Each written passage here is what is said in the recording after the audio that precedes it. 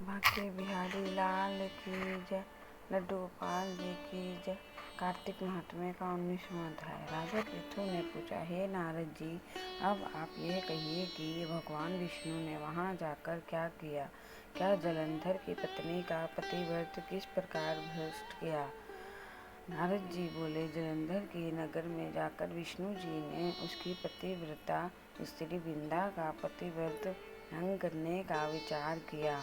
वे उसके नगर के उद्यान में जाकर ठहर गए और रात में उसको स्वप्न दिया। यह भगवान विष्णु की माया और विचित्र कार्यपद्धति थी। और उसकी माया द्वारा जब विंदा ने रात में वह स्वप्न देखा कि उसका पति नग्न होकर सिर पर तेल लगाए महिष पर चढ़ा है, वह काले रंग के फूलों की माला पहने हुए है तथा उसके चारों हिंसक जीव हैं। वह सिर मुड़ाए हुए अंधकार में दक्षिण दिशा की ओर जा रहा है। उसने नगर को अपने साथ समुद्र में डूबा हुआ इत्यादि बहुत से स्वप्न देखे। तत्काल ही वह स्वप्न का विचार करने लगी। इतने में उसने सूर्यदेव का उदय होते हुए देखा तो सूर्य में उसे एक छिद्र दिखाई दिया तथा वह कांतिहीन था। इसे उसने अनिष्ट जाना और वह भयभीत हो रोती हुई छज्जे अटारी तथा भूमि कहीं भी शांति को प्राप्त न हुई। फिर अपनी 2 सखियों के साथ उपवन में गई, वहाँ भी उसे शांति नहीं मिली। फिर वह जंगल में निकल गई। वहाँ उसने सिंह के सामने 2 भयंकर राक्षसों को देखा, जिससे वह भयभीत हो भागने लगी।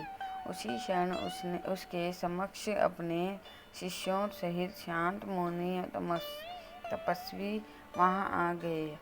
भयभीत वृंद उसके गले में अपना हाथ डाल उससे रक्षा की याचना करने लगी। मुनि ने अपनी एक ही हुंकार से उन राक्षसों को भगा दिया।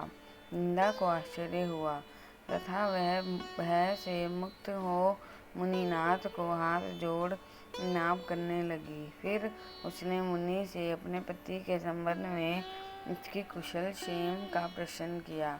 उसी समय 2 वानर मुनि के समक्ष आकर हाथ जोड़ खड़े हो गए और जो ही मुनि ने भ्रिकुटी संकेत किया तो ही वे उड़कर आकाश मार्ग से चले गए।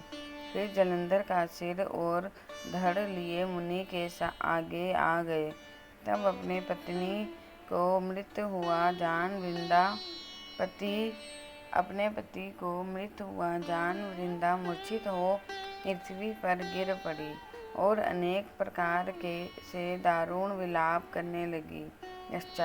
पश्चात उस मुनि से कहा, हे कृपानिधे, आप मेरे इस पति को जीवित कर दीजिए। पतिव्रता दैत्य पत्नी ऐसा कहकर दुखी श्वासों को छोड़कर मुनीश्वर के चरणों पर गिर पड़ी।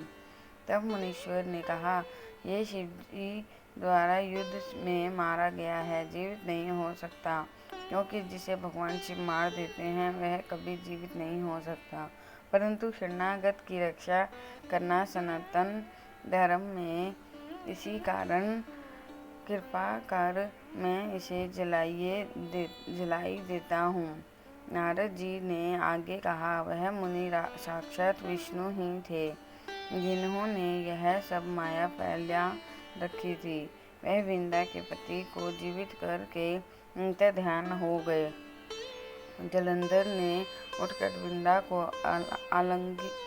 आलिंगन किया और मुख चूमा। विंदा भी पति को जीवित हुआ देख अत्यंत हर्षित हुई और अब तक हुई बातों को स्वप्न समझा। तत्पश्चात विंदा सकाम हो बहुत दिनों तक अपने पति के साथ विहार करती रही। एक बार सूरत और संभोग काल के समय में उन्हें विष्णु को देखकर उन्हें ताड़ित करती हुई बोली, हे प्राय स्त्री से गमन करने वाले विष्णु, तुम्हारे शील को धिक्कार है।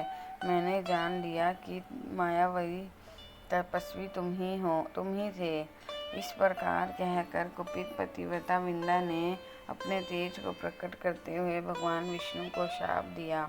तुमने माया से 2 राक्षस मुझे दिखाए थे, वही दोनों राक्षस किसी समय तुम्हारी स्त्री ला हरण करेंगे। सर्पेक्षण जो तुम्हारा शिष्य बना है, यह भी तुम्हारा साथी रहेगा। तब तुम अपनी स्त्री के विरह में दुखी होकर विचरोगे और उस समय वानर ही तुम्हारी सहायता करेंगे। ऐसा कहती पतिव्रता विंध्या अग्नि में प्रवेश कर गई। ब्रह्मा आदि देवता आकाश से उसका प्रवेश देखते रहे। विंध्या के शरीर का तेज पार्वती जी के शरीर में चला गया। पतिव्रत के प्रभाव से विंध्या ने मुक्ति प्राप्त की। जय श्री हरि विष्णु भगवान की जय। लक्ष्मी नारायण भगवान की जय। बांके बिहारी लाल की जय।